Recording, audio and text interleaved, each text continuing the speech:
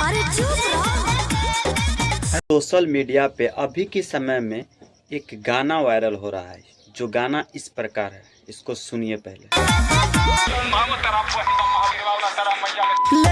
इस गाने के जो टाइटल देख रहे हैं, वो टाइटल और वो वर्ड हमारे देश का नहीं है, वो किसी अन्य देश के लोगों के द्वारा बोला गया वर्ड है।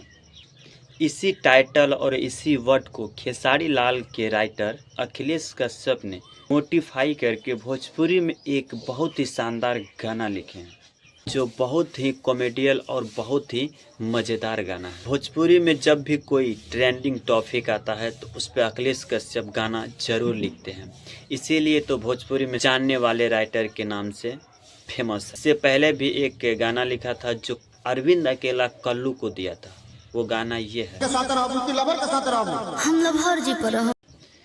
अखिलेश कश्यप जो भी गाना लिखते हैं वो यूट्यूब पर ट्रेंड ही करते हैं और अच्छे अच्छे गाना ही लिखते हैं, इसीलिए तो खेसारी लाल यादव सबसे ज़्यादा फेवरेट उन्हीं को मानते हैं। तो देर किस बात की, जाइए यूट्यूब पे और सर्च कीजिए और गाना को सुनिए, बहुत ही मज़ेदार गाना है।